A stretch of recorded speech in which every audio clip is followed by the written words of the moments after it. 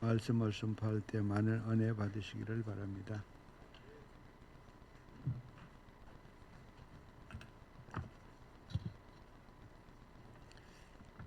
샬롬.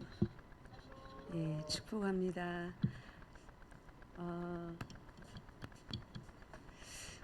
이번 주일 아침 사순절 두 번째 주일을 맞아 이렇게 말씀 전하는 제 마음의 각오가 굉장히 또 새롭습니다. 하나님께서 저를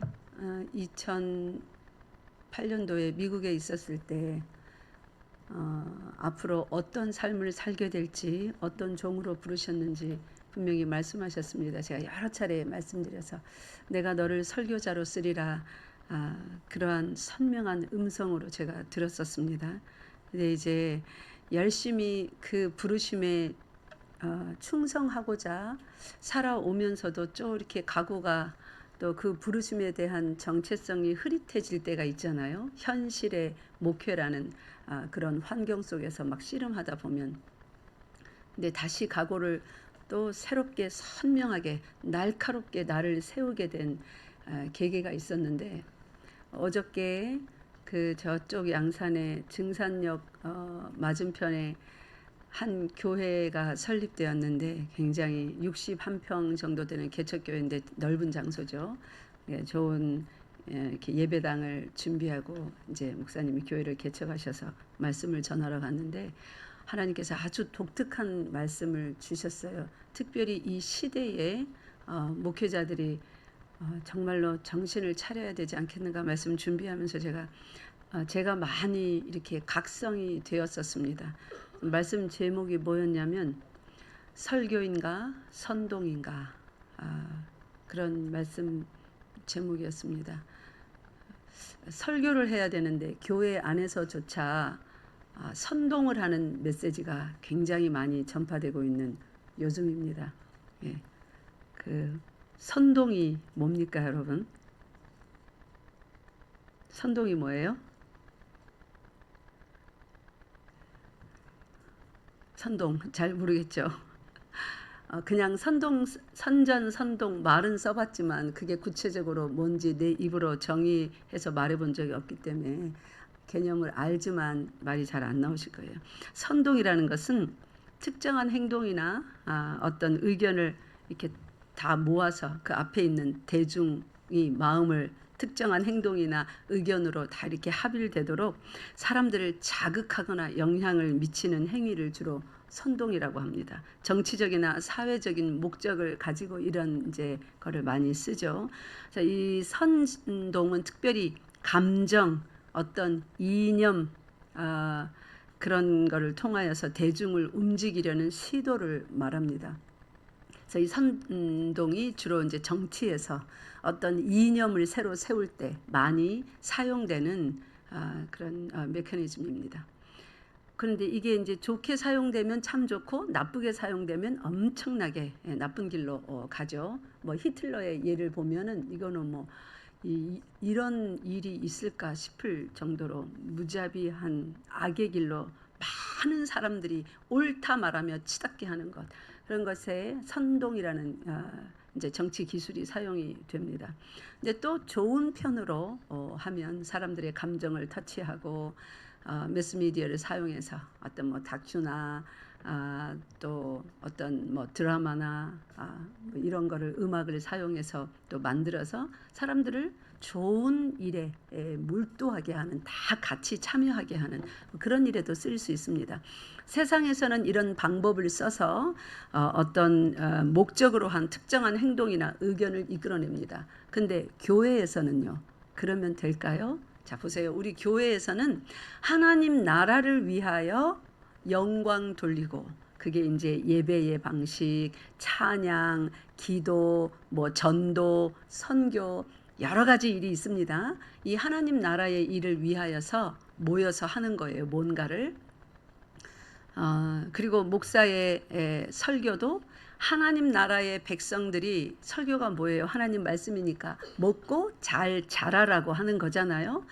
그러니까 목사의 설교나 뭐 교회에서 이루어지는 여러 가지 그런 활동들이 전부 다 하나님의 나라를 위하여서 하는 거예요. 그러면 어떤 행동을 이끌어내야 됩니다.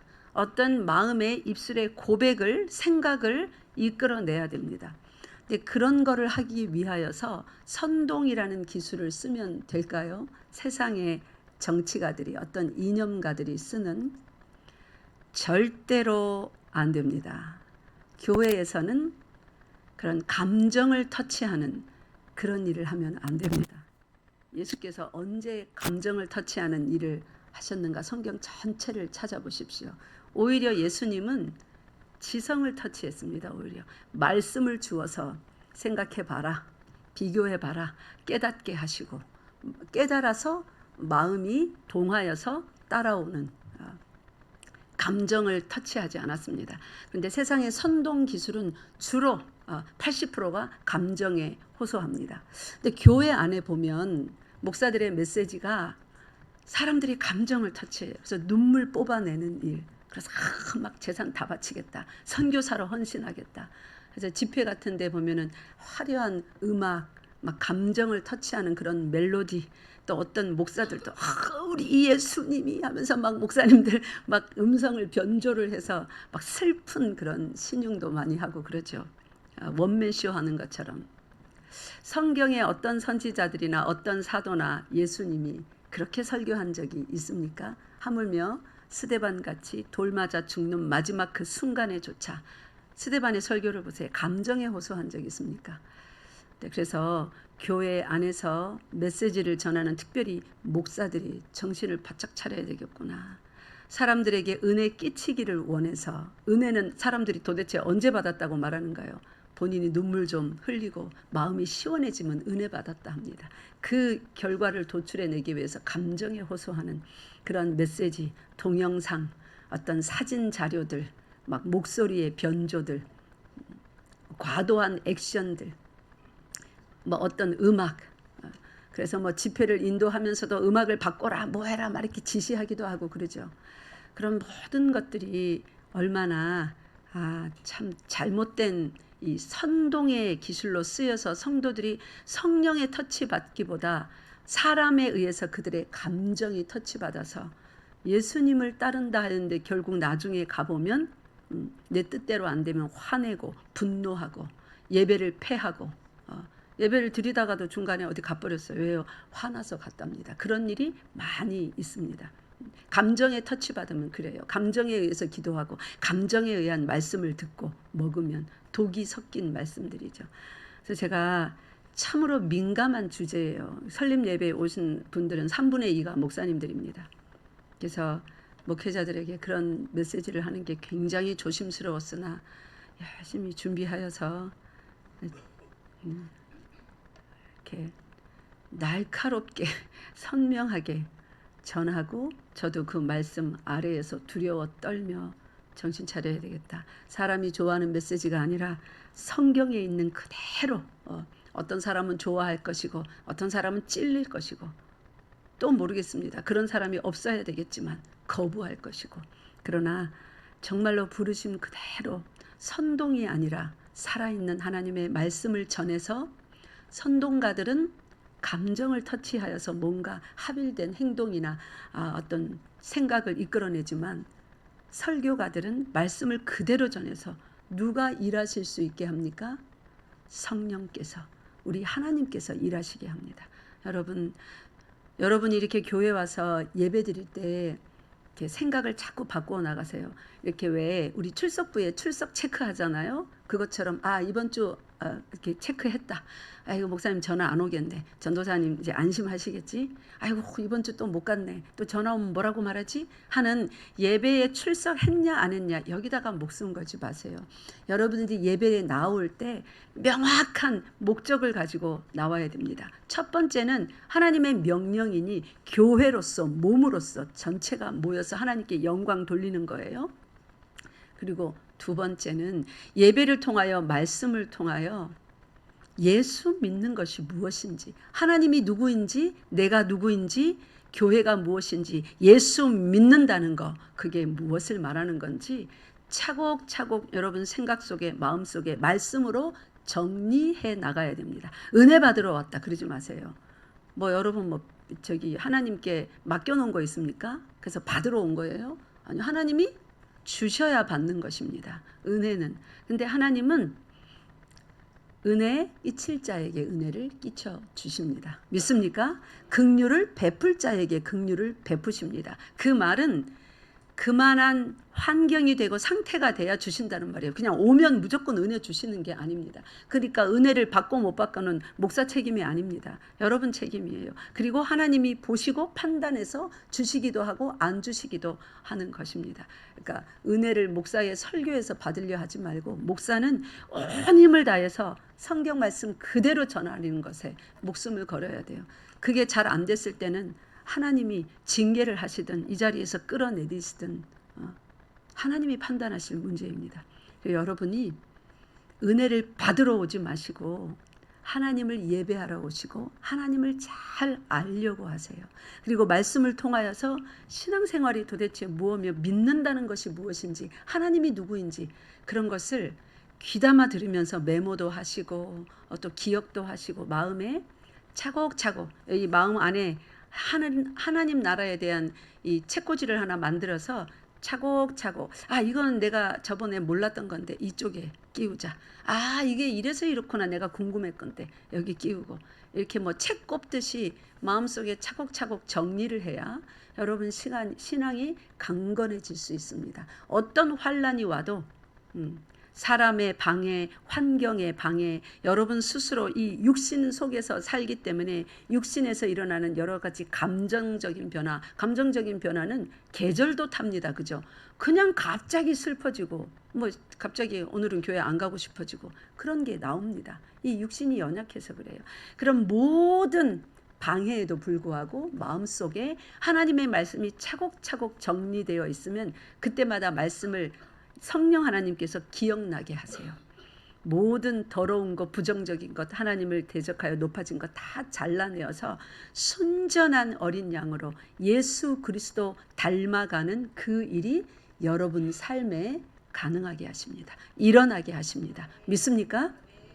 신앙생활은 그래서 단체로 공동체로 하는 것이지만 몸으로서 또 다른 면은 다 개인적입니다. 독립적인 신앙을 가져야 돼요. 누구 때문에 교회 오고 누구 때문에 안 오고 무엇 때문에 신앙생활을 하고 또 어떤 것 때문에 멈추기도 하고 절대로 그러시면 안 됩니다. 그게 유혹을 받아 쓰러진다는 거예요. 그 모든 지켜내는 힘이 어디서 나오냐면 말씀을 통하여서 하나님을 자세히 아는 것으로부터 나옵니다. 우리 여러분 그 찬송가 한번 펴보세요. 주 예수를 깊이 아는 그 찬송이 266장입니다. 그 3절 가사로 한번 찬송합시다.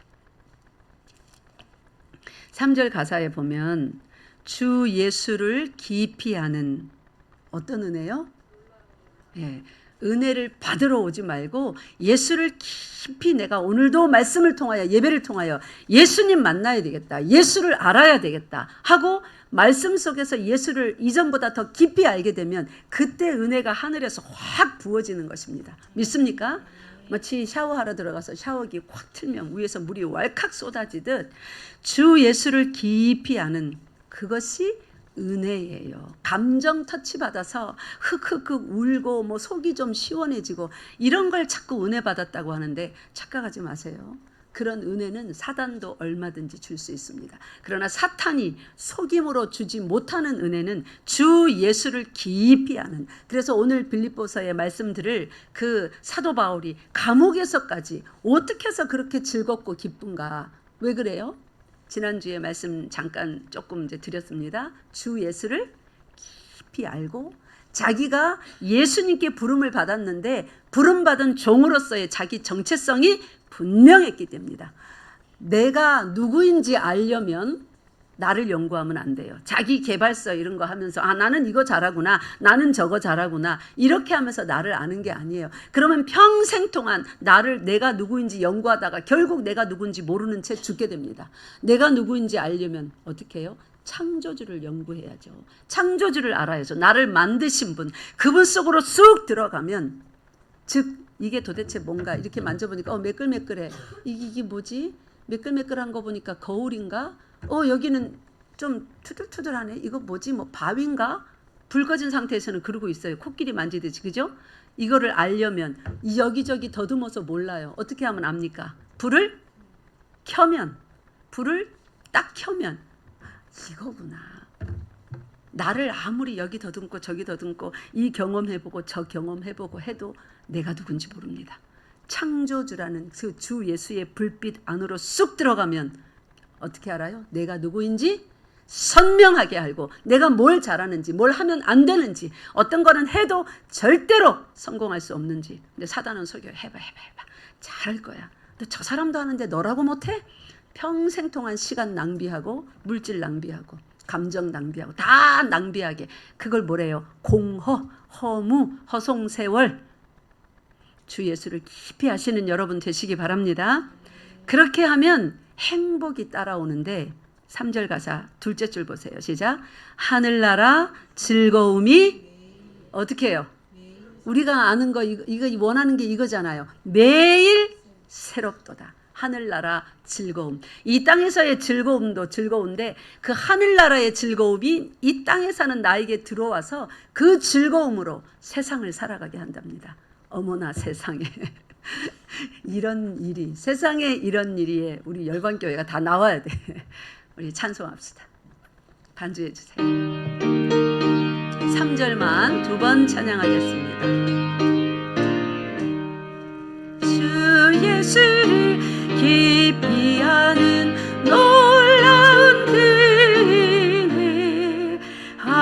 하늘나라 즐거움이 매일 새롭도다. 찬송하세 주의 보혈 그 샘에 지금 나라 주의 깊이 퍼지는 몸 그 피로 씻어. 주 예수를 깊이 아는, 주 예수를 깊이 아는 놀라운 그 은혜 하늘나라 즐거움이 매일 새롭도다. 찬송하세 주의 보혈 그 샘에 지금 나라 죄의 깊이 퍼지니 몸 그 피로 씻어 맑히네. 아멘. 예수께서 우리를 구원하시고 구원하신 그 이후부터 말씀으로 가르치기 시작하세요. 우리를 구원하신 그분이 누구신지 1과부터 가르치기 시작합니다. 그래서 여기에 구원을 받은 모든 사람들은 속에 합당한 이제 분량의 말씀을 지식을 받아서 예수를 알아가야 되는데 저장고들을 다 두었어요. 그것을 사모하는 마음이라고 합니다. 그 사모하는 마음이 사모함만 있고 채워지지 않으면 실망이 찾아와요. 피곤이 찾아와요. 낙심이 찾아와요. 절망이 찾아와요. 채워지지 않으면 막 사모하는데 그러면은 실망, 낙심, 피곤함, 절망 거기에 누가 들어와서 춤출까요? 사탄이 들어와서. 그래서 예수님을 믿으면 구원을 받으면 그 날부터 예수님을 알고 싶은 사모함을 주시는데 이 저장고에 즉 도서관에 뭐 책꽂이라고도 할 수 있고 물이 채워져야 되는 큰 버켓이라고도 할 수 있고 뭐 방이라고도 할 수 있고 이 사모함이라는 이 마음에 차곡차곡 말씀이 채워져야 됩니다. 신령한 젖 어린 아이처럼 신령한 젖을 사모하라 그랬습니다. 그 말씀이 채워지지 않으면 이게 허무하니까 예수를 버릴 수는 없으니까 이제 예수님이 살아계신 걸 알았는데 구원은 받았으니까 이 말씀이 채워지지 않으면 이 공허가 채워지지 않으면 이 사모함은 있는데 이게 제대로 말씀으로 채워지지 않으면 거기에 온갖 변종의 별 짓들을 다 하는 겁니다. 네. 별 짓들을 다 하게 돼 있어요. 오늘 시간상 그것까지는 말할 수 없고 그래서 예수를 믿노라 하면서도 직분이 높아감에 따라서도 사람들에게 정말 흠모함을 받고 하나님께 칭찬받고 성도들에게 존중받고 저 사람 따라가고 싶다. 나도 저렇게 살고 싶다 하는 그런 본을 보이기는커녕 이 공허함과 이 피곤함 때문에 이 슬픔, 외로움, 쓸쓸함 가지가지 다 나옵니다. 이상한 행동과 말과 생각과 태도들을 떠나지 못하고 계속 거기 머물러요. 그러나 하나님이 우리를 구원하실 때 주신 이 사모함이라는 저장고 속에 말씀이 차곡차곡 채워지면 이 발이 뿌리가 깊게 딱 박힙니다. 그래서 금전적인 시험들, 관계가 어그러지는 시험들, 건강의 시험들, 형제 자매 간에 오는, 가족 간에 오는, 부부 간에, 부모 자식 간에 우리가 살아가면서 많은 어려움들이 있지 않습니까? 그 환란이 막 지나갈 때 절대로 휩쓸려 내려가지 않습니다. 절대로 예배를 패하지 않습니다. 그래서 여러분들이 예배 한번 결석했다고 이러는 게 아닙니다. 지금 그런 차원으로 말하는 게 아닙니다. 마음이 주께로 향하여서 뜨겁게 열렬한 사랑과 그분에 대한 담고 싶은 그런 열심과 사모함이 불타올라서 성품이 변해가게 돼요. 성품이 잘 변하지 않습니까, 여러분? 길이 참고 인내하고 용서하고 사랑하고 이런 게 잘 안 됩니까? 주 예수를 깊이 아는 일에 매진하시기 바랍니다. 그것 외에는 방법밖에 없어요. 나를 연구하면서 나는 이게 안 돼, 저게 안 돼, 이거 바꿔야 되거나 저거 바꿔야 되거나 피곤하기만 합니다. 잘 안 바꿔줍니다. 작전을 바꾸세요. 내가 뭐 잘못하는지 뭘 바꿔야 되는지 그런 거 묵상하지 말고 어차피 다 바꿔야 돼요. 예수 믿는 그 마음 하나 빼고 다 바꿔야 됩니다. 그죠? 그래서 새로운 삶이라고 하는 거예요. 새로운 피조물이라고 하는 거예요. 예수 그리스도라는 내 속에 들어온 그 이름 빼고 싹 다 바꿔야 돼요. 그러니 뭐 바꿔야 되는지 그런 거 연구하지 마시고 예수를 깊이 아는 여러분 되시기 바랍니다. 자, 빌립보서에 옵시다. 1장 제목이 뭡니까? 그리스도의 일에 참여하는 즐거움. 두 번째인데 이 2가 빠졌네요. 오늘 두 번째 시간입니다. 사도 바울이 그 모진 힘들고 어려운 3번의 선교를 다 마치고 나서 상을 받기는커녕 저 가이사랴에서 한 2년간 구금 상태에서 베스도 총독, 벨릭스 총독, 아그리빠 왕, 이 사람 저 사람 또 천부장 앞에도 끌려 나가서 재판받았습니다. 한 2년을 그랬어요. 그리고 또 2주간의 항해, 죽을 고비를 넘기는, 배가 다 파손되려는, 그래서 배에 있는 물건들을 다 버려야 됐잖아요. 그죠? 그런 죽을 고비를 넘기는 2주간의 항해 끝에 로마에 도착해서 어디 갔어요? 또 감옥에 갇힙니다.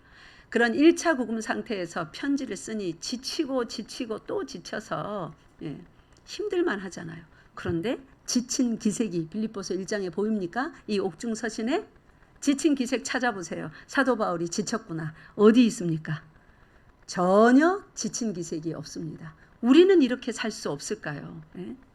여러분 신앙생활하면서 우리는 왜 이렇게 못 사는 거예요? 그래서 제가 그랬잖아요. 지난주에 사도 바울로부터 그 비결을 배웁시다. 사도 바울은 따라하세요. 주 예수를 깊이 아는 사람이었다. 주 예수를 깊이 아는 사람이었다. 아주 깊이 아는 사람이었어요. 영이 하나 되고 혼이 하나 되고 그의 육신마저도 예수 그리스도의 육신이 걸었던 그 길을 동일하게 걸었어요. 그래서 예수 그리스도의 남은 고난을 어디에 채운다고요? 내 육체에 채우노라. 그러니 그 고통조차도 마땅히 겪어야 되는 예수 그리스도의 고통을 내가 나누어 받는구나로까지 생각하면서 즐거워하며 감옥에서 내가 너희를 생각할 때마다 자신이 목회하였던, 자신이 복음 전하였던 그 빌립보 성도들을 생각할 때마다 이래저래 다툼도 있고 그들 안에도 갈등도 있고 그럼에도 불구하고 예수를 깊이 알기 때문에 예수님께서 어떻게 그 교회 안에서 완벽한 승리를 이루실 것을 알기 때문에 그 종착 지점을 보면서 그 교회의 사정을 보면서 기쁜 거예요. 나 하나님께 감사한다. 간구할 때마다 너희 무리를 위하여 기쁨으로 항상 간구한다. 지금 그 간구하는 제목들 가운데 참으로 힘들고 어려운 문제들이 있습니다. 근데 기쁨으로 간구한대요. 그 간구하는 내용은 9절부터 11절까지 나와 있습니다. 그러니까 간구한 내용은 잠깐 미뤄두고 이 사도 바울이 그렇게 기쁨으로 하나님 앞에 감옥에서까지 간구할 수 있었던 것은 지난주에 전해드렸습니다. 자기의 부르심에 대한 정체성이 분명했었습니다. 어떻게 부름받았다고요? 갈라디아에서 의하면 이방인의 사도로 부름받았다고 했습니다. 그리고 또 사도행전 9장에서 읽었죠. 그가 어떻게 부름받았어요? 누구에게 복음 전하라고? 이방인과 임금들과 이스라엘 사람들에게 복음 전하라고. 그러니까 이방인들에게 복음 다 전했잖아요. 3차 선교를 통해서. 그 다음에요. 이제 임금들에게 전해야 되는데 가이사랴에서 2년 동안 구금되어서 예루살렘에게서 체포돼가지고 총독들 앞에 섰잖아요. 아그리빠 왕에게 섰잖아요. 지금 임금들에게 복음을 전하는데 이제 마지막에 어느 임금에게 복음 전하려고요? 그 당시에 최고의 자리에 있는 누구요? 그 당시 왕은 네로였습니다. 네로 황제에게. 손가락 이렇게 하면서 사람을 살리기도 하고 죽이기도 하는 모든 권세를 쥐고 있었던 그에게 복음을 전하는 길이 일반인이 가서 네로 만나겠다면 만나줍니까? 그러니까 사도 바울은 너무 기쁜 거예요. 자신이 로마 시민권을 들고 있기 때문에 죄수가 되면 누구를 만날 수 있어요? 네로 앞에 설 수 있어요. 항소하면 내가 네로 앞에 서서 재판받겠다 하면 로마 시민권자들은 최종적으로 그 앞에 갈 수 있습니다. 그러니까 지금 사도 바울은 감옥에 갇혔다. 세상 사람들은 야, 저 사도가 저렇게 열심히 일하고 감옥에 갇혔네. 아우, 하나님 살아계신 거 맞아? 그가 사랑하는 예수님이 진짜 신 맞아? 그러면 그를 위해서 평생 수고한 저 사람을 저렇게 대우할 수 있는가? 그게 세상에 보는 눈이었습니다. 그런데 사도 바울은 그렇게 보지 않습니다.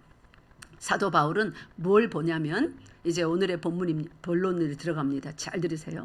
사도 바울은 자기가 가는 길을 세상은 그가 착고에 매여서 이 감옥 저 감옥 죽을 길을 향하여 나아가는 걸로 보지만 사도 바울의 눈에는 하나님의 말씀이 그에게 들어와 있어요. 이방인의 사도로 부름받았습니다. 그리고 이방인과 임금들과 이스라엘에게 복음 전하라고 하셨습니다. 그래서 지금 이 새벽에 말씀 듣고 있는 히브리서 같은 경우는 이스라엘에게 전하는 거잖아요. 그죠? 지금 이 당시에 임금들에게 전하려면 이제 이방인도 전했고 히브리서 같은 말씀을 통해서는 유대인들에게도 적나라하게 예수 그리스도가 누군지 뭐 천사보다 뛰어나고 모세보다 뛰어나고 이제 이번 주에 들어갈 겁니다. 뭐 또 선지자들보다도 뛰어나고 선명한 말씀으로 논리 정연하게 적어서 보내니 유대인들에게도 복음 전합니다. 임금들에게 전해야 되는데 임금들 다 전해도 그 당시 네로에게 못 전하면 임금들에게 전하는 의미가 별로 없는 거예요. 그래서 내가 최고의 왕에게 복음 전하러 가야 되겠다. 그러면 무슨 방법이에요? 일반인으로서는 뭐 관리도 아닌데 로마 정부의 왕을 만날 수가 없는 거예요. 그러니까 어떻게 가야 돼요? 죄수의 몸으로 가면 시민권자라서 네로 앞에 설 수 있는 거예요. 그래서 사도 바울은 사람들은 그가 착고에 차여서 감옥살이하고 고생한다가 세상에 그를 보는 눈이지만 그에 대해서 판단하는 생각이지만 사도 바울은 자기의 지금 이 가는 길을 나의 가는 길 그 다음 뭐예요? 주님 인도하시니 정말 그렇게 봤어요. 복음이 나를 이끌어가고 있구나. 주께서 그를 처음에 부르실 때 우리 다시 볼까요? 사도행전 9장 가봅시다.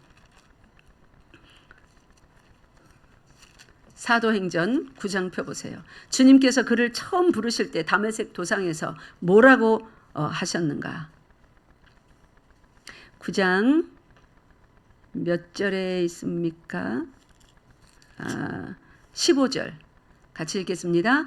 주께서 이르시되 가라, 이 사람은 내 이름을 이방인과 임금들과 이스라엘 자손들에게 전하기 위하여 택한 나의 그릇이라. 아멘. 네.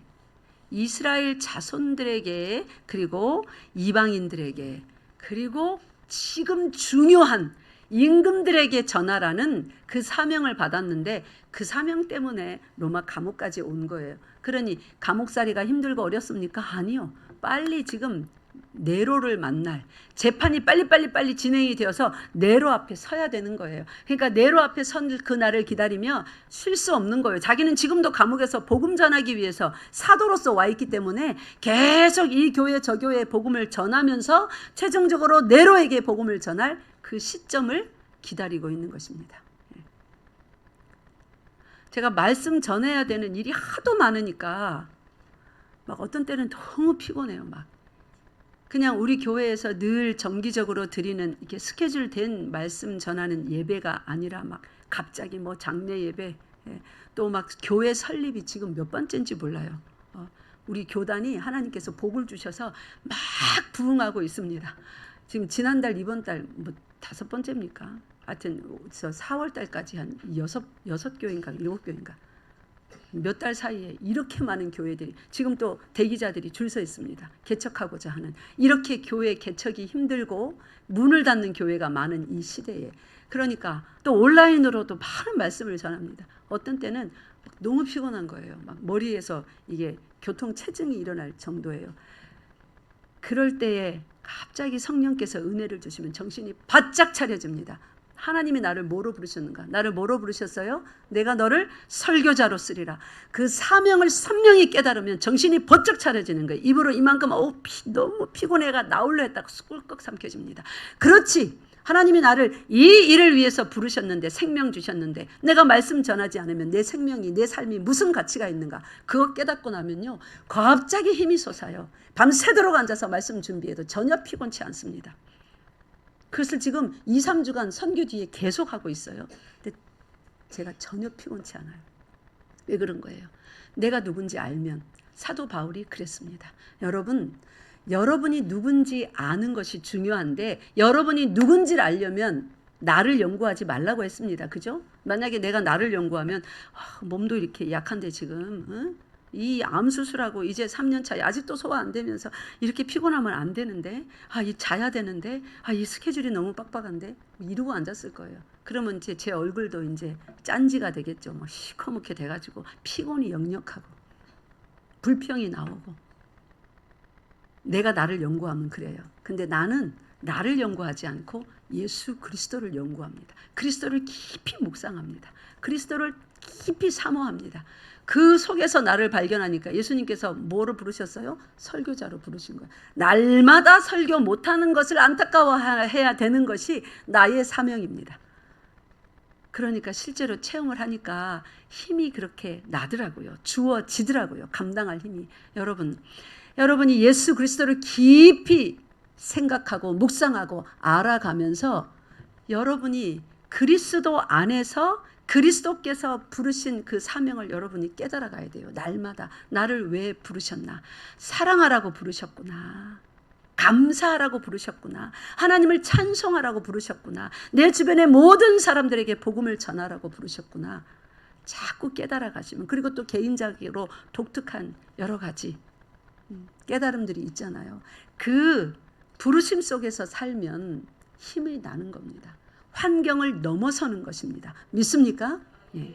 여러분의 환경은 진 눌려서 이래서 힘들어 저래서 힘들어 나는 이래서 못해 저래서 못해 그거 하라고 준 게 아니라, 그 환경임에도 불구하고 하나님이 누구시며 예수 그리스도가 누구시며 여러분의 생명을 구원한 그 구주 하나님, 그 여러분의 삶의 주인, 천지를 지으신 그 하나님, 그 하나님을 깊이 생각하고 알아서 여러분에게 지금 놓여있는 뭔가 안 되는 불가능한 것 같이 보이는 그 모든 것을 어떻게 하나님이 가능하게 하시며 넘어서게 하시는지. 학생들 공부할 시간이 부족합니까? 혹시 돈이 없어서 배우고 싶은 학원에 가서 공부 못합니까? 그래서 안 돼. 나는 이래서 공부 못해. 우리 부모가 이런 학원에 보내주면, 내가 IQ가 조금만 높았으면, 나는 왜 키가 작아서 이것도 못하나? 나는 왜 손가락이 짧아서 피아노도 못 치나? 나는 왜 수학하는 머리가 없는가? 그렇습니까? 그렇게 여러분을 묵상하지 마세요. 예수 그리스도가 누군지, 우리 유스그룹 중고등부 예수 그리스도를 깊이 묵상하세요. 예수 그리스도를 묵상하면 그분이 여러분이 어쩌지 못하는 그 환경을 툭 뛰어넘어서 다 할 수 있는, 모든 것을 할 수 있는 지혜와 능력을, 환경을 열어주시는 것을 믿으시기 바랍니다. 뉴스그룹만 아멘 해보세요. 믿으시기 바랍니다. 그거 안 돼. 하이톤으로 하세요. 예수 그리스도를 깊이 묵상하면 여러분이 가진 모든 어려움, 생각의 어려움, 마음의 어려움, 실제 능력의 어려움, 어떤 핍절함, 모자람 그런 것들을 다 넘어설 수 있음을 예수 그리스도를 묵상할 때, 알 때 그런 줄 믿으시기 바랍니다. 아멘 하세요. 믿으시기 바랍니다. 네. 예수 그리스도를 깊이 아는 것이 얼마나 귀중한지 모릅니다. 그래서 사단이 가장 방해하고 우리에게서 뺏어가야 되는 그 마음이 뭘까요? 예수 그리스도를 알고자 하는. 알려면 성경 펴야 되죠. 기도해야 되죠. 예배 드려야 되죠. 그래서 성경 읽으면 잠이 오는 겁니다. 사탄이 방해하는 거. 아니 아무 할 일이 없었어요.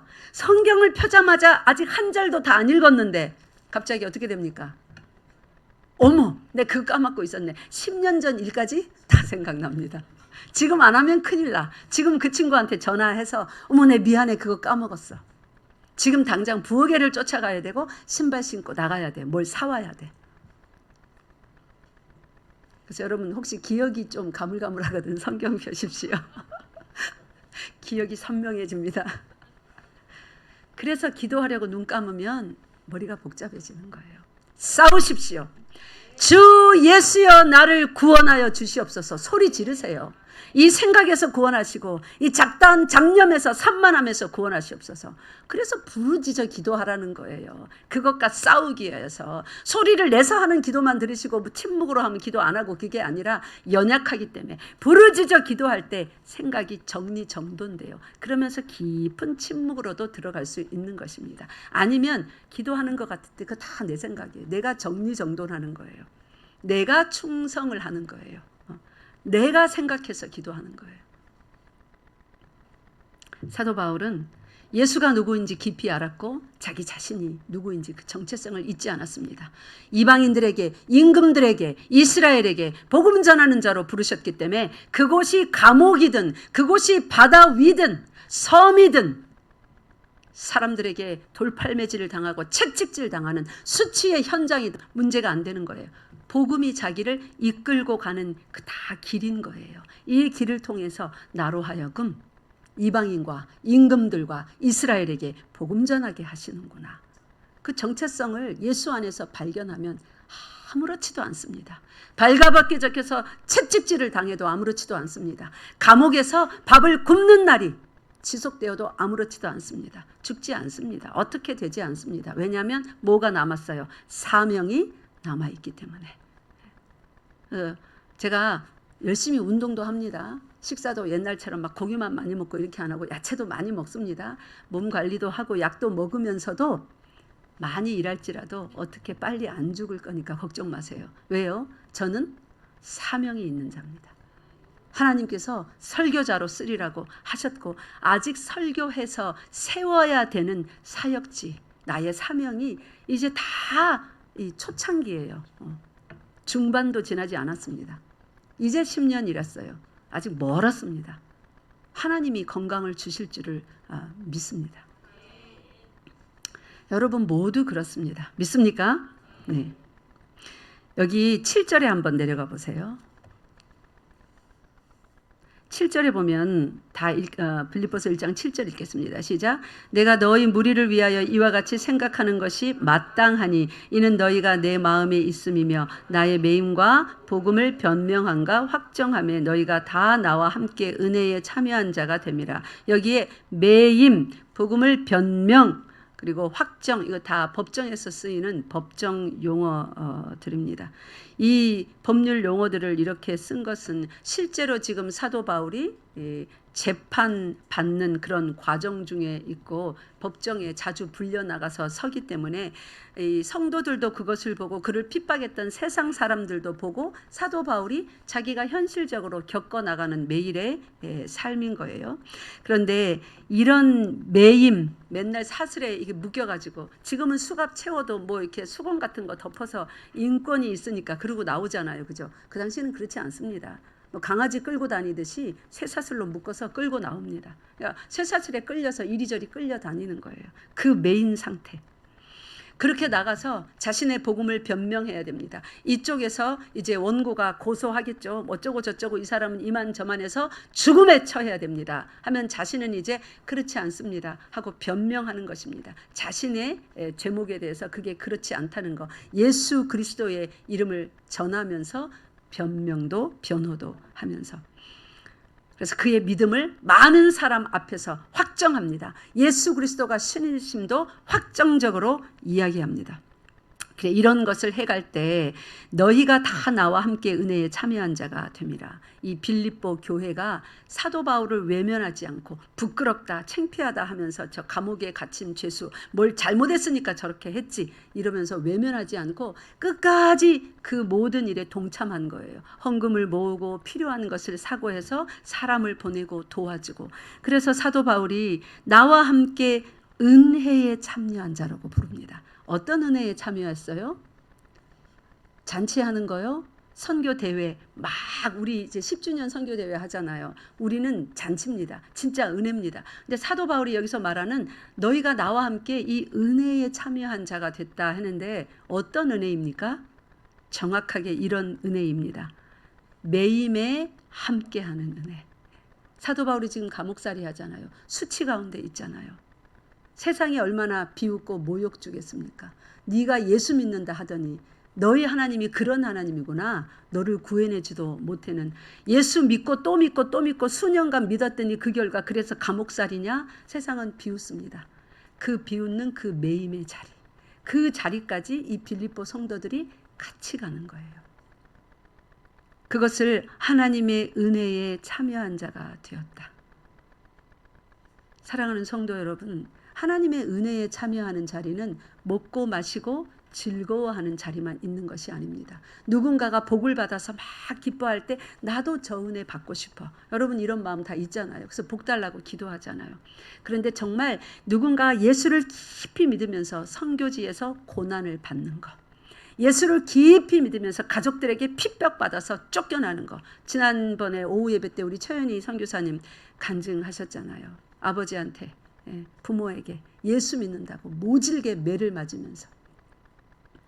그런 일을 볼 때에 내가 동참하기를 원하는, 주님, 나도 만약에 예수 이름 때문에 핍박을 받는 환경이 온다면 절대로 뒷걸음질 쳐서 물러나지 않게 하시고, 저 형제와 같이, 저 자매와 같이, 성경의 사도 바울 같이 끝까지 예수 이름 붙들고 그 은혜에 동참하는 순교자들의 하나님의 겪었던 하나님의 은혜, 우리 교회의 저 형제 자매가 당하는 저런 고통과 같은 그 은혜, 나에게도 언젠가 그런 핍박이 온다면 물러서지 않고 동참하는 은혜를 받을 수 있기를 소원합니다. 여러분 여기까지 나아가야 돼요. 기도가, 신앙이. 그런데 많은 사람들이 복받고 문제 해결되고 즐거울 때는 오다가 이런 큰 은혜가 다가오려 할 때 점점 뒷걸음질 칩니다. 왜 그러냐면 사모하는 마음 속에 채워야 되는 하나님이 주신 저장고 속에 말씀으로 차곡차곡 채워지지 않으면 환난이라는 테스트가 지나갈 때 그렇게 됩니다. 그러면 하나님이 그 사람 버릴까요? 아니요. 제1과부터 또 다시 시작합니다. 그러니까 계속 반복이죠. 광야 생활에. 그래서 어느 정도 해서 처음에는 은혜가 넘치다가 그 다음에는 또 시험이 와요. 힘든 과정이. 그럴 때 여러분 잊지 마세요. 그거를 지나야 이제 또 복이 오는 거예요. 그렇게 그런 과정들을 지나면서 예수님은 우리를 단순히 뭐 구원해서 천국 데려가는 게 문제가 아니라 예수님을 알아가게 하세요. 닮아가게 하세요. 그래서 거룩한 존재들로 변화시켜 가십니다. 그래서 밤이나 낮이나 즐거운 초장이나 거친 들판이나 계곡이나 관계없이 꾸준히 예수를 따라가는, 그걸 믿음이라고 그러죠. 그죠? 믿음처럼 보였는데 그게 아니었구나. 이게 아니라 진짜 믿음이구나. 이래도 부인 안 하네. 그래도 부인 안 하네. 진짜 믿음이 저 속에 들어있구나. 하나님이 진짜 살아계시구나. 우리가 부인해야 될 만한 어려움 속에서 부인하지 아니하고 예수를 따라갈 때 드디어 세상이 하나님이 진짜 살아계시구나. 그럼 나 어떡하지? 진짜 살아있는 것 같은데 저 사람 보니까, 그러면서 내 삶을 통하여 복음이 전해지는 것입니다. 여러분 저기 요한복음 15장 펴보세요. 사도 바울은 이렇게 매여 있으면서 단순히 여기 사슬에만 매여 있으면서 그의 생각으로 이념적으로만 나는 복음에 매여 복음이 가는 길을 간다. 믿어야 돼. 믿어야 돼. 의심하면 안 돼. 이러면서 뭐 기쁨을 쥐어짜내서 기쁘다고 했을까요? 그 기쁨의 근원이 도대체 어디인가? 요한복음 15장에 명확하게 나와 있습니다. 요한복음 15장에 보면 우리의 상태, 구원받은 우리들의 상태를 어떻게 표현했냐면 5절 보세요. 5절 읽겠습니다. 시작. 나는 포도나무요 너희는 가지라. 그가 내 안에 내가 그 안에 거하면 사람이 열매를 많이 맺나니 나를 떠나서는 너희가 아무것도 할 수 없음이라. 아멘. 사도 바울이 지금 쇠사슬에 매여 있는데 사실 그는 겉으로 보기에 쇠사슬에 매여 있는 거지 쇠사슬에 매이기 이전부터 어디에 매여 있는 자입니까? 매인 정도가 아니라 포도나무의 가지로서 하나님이 그 사랑의 능력으로 딱 접붙이셨어요. 이거 누가 뗍니까? 네? 로마서 8장에 가면 천사들이나 권세자들이나 죽음이나 뭐 칼이나 기근이나 뭐 어떤 것도 그 사랑에서 우리를 떼낼 수 없다. 분리시킬 수 없다고 합니다. 그 포도나무에 하나님이 그 사랑으로 구원의 은혜로 딱 접붙이셔서 이렇게 매여 다니는 거예요. 예수 그리스도가 가는 길로 사도 바울이 안 따라갈 수가 없습니다. 매여 있으니까. 지금 사슬에 매인 게 문제가 아니에요. 수갑 찬 게 문제가 아니에요. 예수께서 지금 어디로 움직이십니까? 예루살렘에서 가이사랴로, 그 다음에요 로마 감옥으로.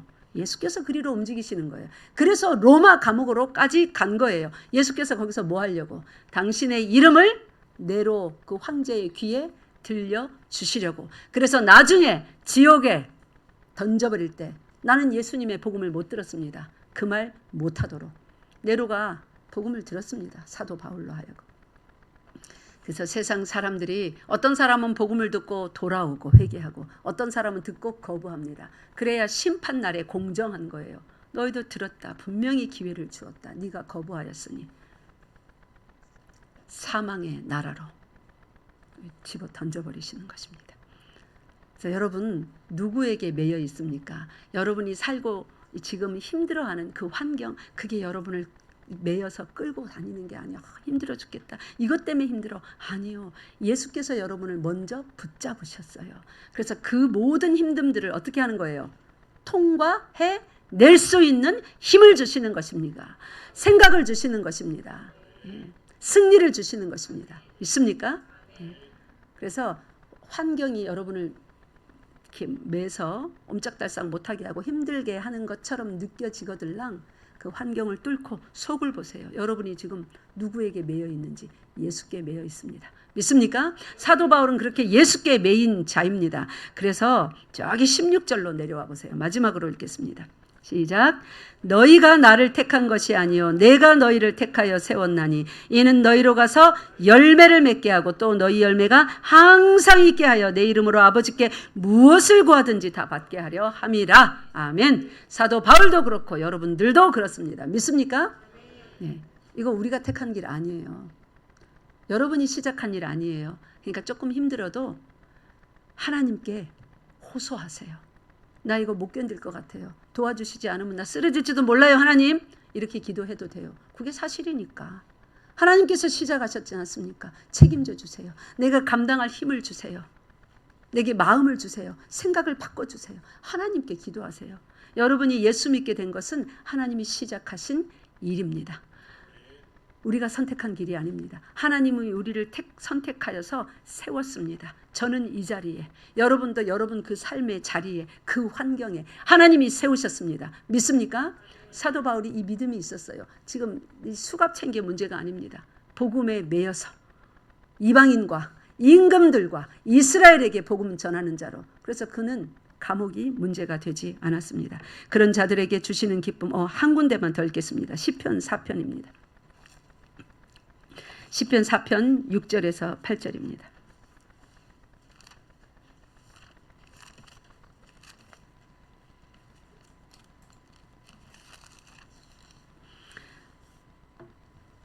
6절에서 8절 주께서 우리에게 두신 기쁨이 무엇인지 다윗이 이렇게 노래했습니다. 시작.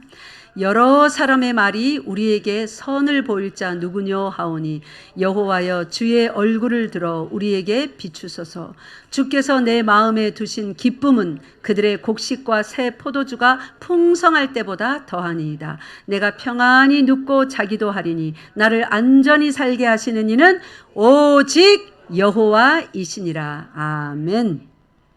주께서 내 마음에 두신 기쁨, 감옥 속에 있는 사도 바울 속에 두신 기쁨, 오늘날 여러분과 제 속에 두신 기쁨은 우리의 곡식과 새 포도주가 풍성할 때보다 더하대요. 즉 돈 많이 벌어서 잘 먹고 잘 살고 큰 집에 부유하게 막 친구들 많고 그렇게 살 때보다, 그럴 때보다, 그런 기쁨보다 주께서 우리에게 속에 두시는 기쁨이 훨씬 크답니다. 그 기쁨을 우리가 누려야죠. 우리 속에 왜 다 줬는데 못 누립니까? 사단의 유혹에 속아 넘어가서 육신의 정욕에 싸워서 이기지 못하고 져서.